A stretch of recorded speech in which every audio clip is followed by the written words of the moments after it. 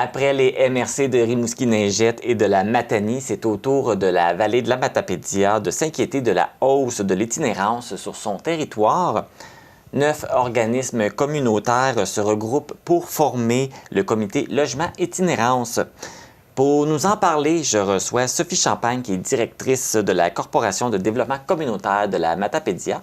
Bonjour Sophie. Bonjour Marc. Ça va bien? Très bien, toi? Oui, ça va très bien, merci.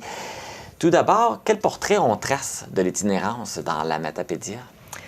Bien, premièrement, l'itinérance dans la Matapédia, c'est surtout de l'itinérance cachée. Ce qu'on appelle l'itinérance cachée, bien, c'est des gens qui vont une semaine, 2 semaines, un mois sur un ami, sur un autre ami, et ainsi de suite. Fait que c'est un peu comme ça qu'elle a détecté l'itinérance dans la Matapédia. Et puis, c'est ça, il y a eu une étude qui a été faite, une enquête maison qui a été faite pour évaluer qu'il y avait une hausse de l'itinérance. Oui, le comité, on s'est réunis, puis on a fait passer un sondage auprès des organismes, puis il y a 20 organismes qui ont répondu au sondage. Fait que ce que ça nous a donné, bien, c'est plus ou moins 40 personnes qui sont en itinérance cachée dans la Matapédia. Fait que c'est quand même un bon nombre. C'est pas quelque chose qu'on a déjà vu? Aussi grand nombre d'itinérants dans la Matapédia? Non, c'est grandissant, hein, avec tout ce qu'on vit, les taux d'inflation, le manque de logement, des problématiques qui nous arrivent dans notre vie des fois. Des fois, c'est des choix de vie, tout simplement. Mais effectivement, c'est grandissant, puis je pense qu'on n'a pas fini de voir des situations comme ça. Non, parce que là, la situation ne va pas s'améliorer non plus. Le coût de la vie augmente et tout, donc c'est pas évident pour ceux qui n'ont pas les moyens de se payer un logement et tout. Là. Effectivement. Est-ce qu'il y a un groupe de personnes qui est plus touché par l'itinérance?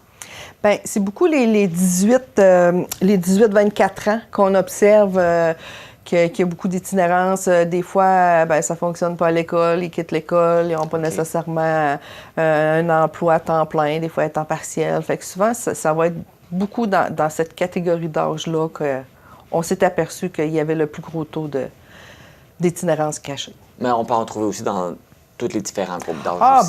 ben oui, il y en a dans toutes les différences d'âge. Tu sais, il n'y a personne qui est à l'abri de rien, fait qu'on ne sait jamais qu'est-ce qui peut arriver, les choix des gens, fait que ça peut arriver. Oui. Au niveau des hommes-femmes, est-ce que c'est pas mal équitable ou il y a un côté qui en a plus que d'autres?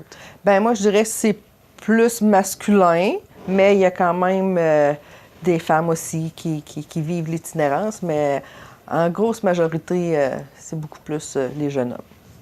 Donc, il y a le comité Logement Itinérance qui a été mis en place. Il y a combien? Il y a 9 organismes qui sont impliqués dans ce comité-là. C'est qui les organismes?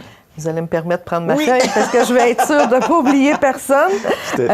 On a Tremplin Travail Vallée de la Matapédia, il y a la Maison Trait d'Union, Vallée de la Matapédia aussi, le Centre de femmes de la Vallée de la Matapédia, Rayon de partage de santé mentale, la Corporation de développement communautaire, nous, la CDC.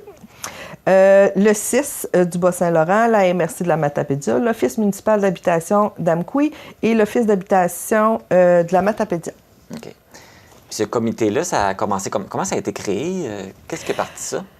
Au départ, il y avait des rencontres d'équipe au sein de Tremplin Travail. Puis les travailleurs de rue, ils mentionnaient que de plus en plus, ils observaient qu'il y avait ce phénomène-là dans la Matapédia, de l'itinérance cachée et ainsi de suite. Et lors d'une rencontre régulière des membres, qui est aux 2 mois, qui est avec la CDC, Guylaine Robichaud, étant la directrice de Tremplin Travail, est venue à la rencontre, puis elle nous a fait mention de ça. Et là, les membres ont tous dit « Oh, wow, OK, faut faire quelque chose. » là. Fait que les autres organismes, ils ont levé la main et on s'est viré de bord, comme on dit l'expression, sur un dizaine et on s'est mobilisé et ça n'a pas été long que ça fait 1 an que le comité il est en fonction, puis on a déjà des belles réalisations, puis ça avance très bien notre affaire. Et puis justement, c'est quoi l'objectif de ce comité-là? Bien, l'objectif, on sait très bien que on ne sera jamais capable d'enrayer complètement l'itinérance, mais si on peut donner une qualité de vie, si on peut aider des gens à les sortir de cette situation-là, de leur aider à se prendre en main et qu'on est capable de faire tout ce qu'on peut pour eux autres, bien, on va le faire. Puis le but du comité est vraiment ça. Là, tu parlais que le comité, ça fait déjà 1 an qu'il existe, déjà plusieurs réalisations de faites. Là, présentement, sur quoi vous travaillez? Bien, là, on est en train surtout de travailler sur l'effet du manque de logement. Hein? Tu sais, on est tous conscients qu'on vit toute la problématique du manque de main-d'œuvre dans certaines industries, des emplois particuliers. Mais il faut les loger, ces gens-là. Fait que donc, on est en train de regarder ça. Je sais que la MRC aussi fait le même travail de leur côté. Fait que justement, cette semaine, on a une rencontre, les acteurs de la MRC avec la CDC et le Centre de santé, le CIS, pour regarder ensemble qu'est-ce qu'on peut faire, qu'est-ce qu'on peut travailler en commun, c'est quoi les prochaines étapes à faire pour réussir justement à contrer ce manque de logement-là dans la Matapédia. Oui, puis ça, c'est pas quelque chose qui est évident non plus parce qu'il manque de logement, mais un immeuble à logement, ça se construit pas en claquant des doigts. Non, ça se construit pas en claquant des doigts. Malheureusement. Non, non, effectivement. Tu sais, c'est sûr qu'avec les offices d'habitation, il y aurait la possibilité, mais tu sais, avec toute la machine gouvernementale, c'est long, c'est beaucoup d'étapes, c'est beaucoup de ci, c'est beaucoup de ça, puis on s'entend oui, ils vont donner un budget X par année, le gouvernement, mais tu sais, c'est pas pour combler l'ensemble du Québec, là, tu sais, on comprend ça. Fait qu'on veut vraiment regarder avec la partie des locataires privés, avec l'axiologie, est-ce qu'il y a quelque chose qu'on peut faire à ce niveau-là? On peut-tu regarder ensemble c'est quoi les opportunités qu'on pourrait avoir? Fait qu'on est vraiment dans tout ce processus-là. Là. Oui. Et là, tu mentionnais aussi qu'il y a eu des belles réalisations qui ont été faites. Qu'est-ce qui a été fait jusqu'à maintenant? Bien, jusqu'à maintenant, c'est sûr, on a mis en place comme 2 chambres vraiment à la disposition des intervenants, vraiment en cas d'itinérance sévère, si on veut, là, tu sais, vraiment de dernier recours. Hein, je pourrais le dire comme ça. Fait que, tu sais, on a déposé des demandes, on a eu des subventions pour être capable de faire ça. Fait que c'est super le fun parce que on a quand même des gens qui sont allés. Il y a 4 personnes qui en ont bénéficié jusqu'à maintenant. Par la suite, ils ont été accompagnés, ils ont été pris en charge, mais ils sont en appartement. On a réussi à lui trouver un appartement. Fait que, tu sais, c'est des belles réalisations pour le comité, là, ces choses-là. Là. Ça va bien, puis on les aide bien parce que là, avec l'hiver qui arrive, là, qui est commencé même, avec le froid aussi, c'est pas évident, là, quand on n'a pas de logement, on est itinérant. Là. Non, on n'a pas de logement. Puis, tu sais, les yeux, pour nous, la Matapédia, c'est sûr que ça repose beaucoup sur les travailleurs de rue qui font un travail extraordinaire, exceptionnel. De ma part, en tout cas, moi, je leur lève mon chapeau. Ils font vraiment un beau travail. Fait que c'est sûr que c'est vraiment eux autres, nos yeux. Puis après ça, tu sais, il y a tous les intervenants du milieu qu'eux autres aussi, on voit des choses, puis qu'on peut les référer, puis qu'on s'enligne avec ça.